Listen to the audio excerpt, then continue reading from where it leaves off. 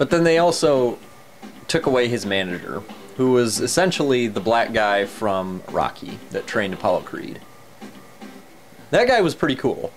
He was worthless as hell as a manager, but it was cool to know that there was a dude in your corner cheering you on. Burgess Meredith style. And then they reduced the game in length from 3 rounds to 1 3-minute round. So your enemies take more damage, and that of course makes it much more Street Fighter-esque, I would say. You have to go for the technical knockout in 1 round, which really kills the boxing immersion by just having a round. God. Bob Marley. I don't care if he is semi-boxing. He's just... I'm waiting for him to whip out a voodoo doll, stab it in the head, and have me get knocked out. I'm really actually surprised they didn't do some shit like that. And yes, I did call him Bob Marley, because of course, Bob Charlie totally doesn't hint at the inspiration for this character. Shucking and jiving. I don't like him. In fact, I really don't like this circuit at all.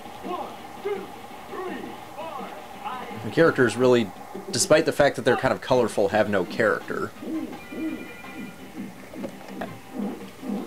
In fact, the major circuit in general is just full of rip-offs of real people. Except for the end guy, Mr. Sandman, who is from the original, and still maintains the boxing mystique of that game, such as it was.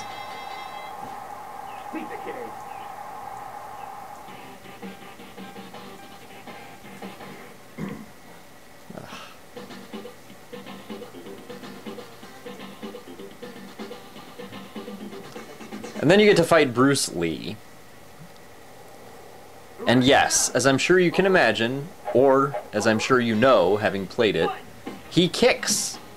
Because we all know that kicking is totally allowed in boxing. I mean, for God's sake, Mike Tyson lost a match for biting Evander Holyfield. What the hell do you think they would have done if he'd have jump kicked him in the face out of the ring?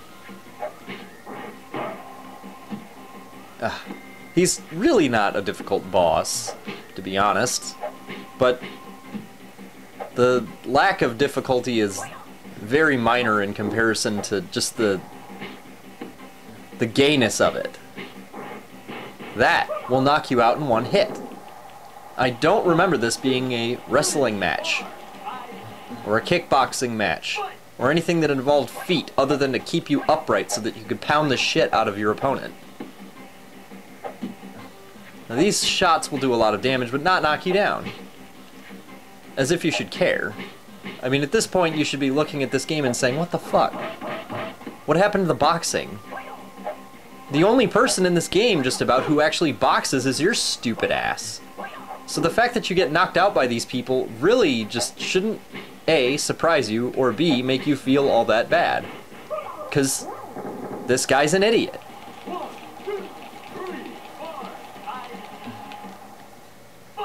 He's a short, stupid idiot. And I'm putting it mildly. I really just don't know what to call him negatively that sufficiently describes what I feel about this character. See, in the first one, Little Mac was at least somewhat enjoyable. He was, you know, sort of a Rocky character. The characters around him were all absolutely huge. I mean, he was basically in the Roid division for some reason. I think there was a mistake on the sign-ups. You had your manager, and you had to wear a pink fucking jumpsuit when you trained. And I am positive that your trainer made you do that to humiliate you and prepare you for the future by being knocked down by characters such as Don Flamenco, who is not in this. But Rey Mysterio is. Rey Mysterio on steroids. Just like a number of other characters in this game. Now apparently he decided to start wearing a corset because there's no excuse for how huge his upper body is compared to his lower body. And just in general, this guy looks like such a homo. And he is a homo. He spits in your face. He spits some shit in your eyes that, quote-unquote, blinds you. And basically all it means is that he turns into some kind of silhouette of himself. Yes, he tried to headbutt you. And I do believe that Mike Tyson got drummed out of a match for that too, but I could be mistaken. But yes, he spits in your fucking eyes, which turns him into a silhouette. Makes it a little more difficult to dodge his shit, but more importantly, prevents you from actually attacking. So once again, you're dealing with a character who has absolutely no boxing skill whatsoever.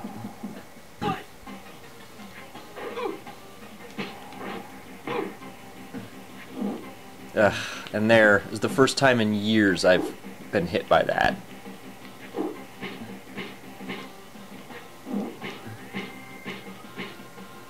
And of course, you know, it's the Mexican. Mexicans are, of course, seedy and untrustworthy folk, aren't they?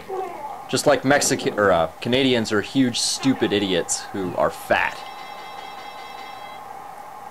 And Turks are bucking bulls. Yeah. This definitely was educational for children. Alright. Now we're back to somebody who actually has some dignity in this game. Mr. Sandman. Mr. Sandman was debatably the meanest dude in the original next to Macho Man, if you discount Mr. Dream / Mike Tyson. For the simple fact that he was so hard to hit. Now, he's not nearly as difficult in this as he was in the old one, but really the biggest problem I always have with him is that in the first rounds, the first 2 knockdowns, he moves so slow. The wind-up on his shit is so absurd that when he gets ready to throw it, he spends 3 seconds daring you to hit him before he actually throws the move. So I do believe you can actually intercept his attacks. But what's the point? I mean, at this point you almost feel sorry for Mr. Sandman. He fell from dignity. I mean, his eyes were going in different directions in the original, but at least the man had some decent competition standing around him. But in this, he's just reduced to essentially the doorman for a circus freak show. He's the only guy who looks believable, as a matter of fact, as far as I'm concerned. But, of course, he does fulfill a role.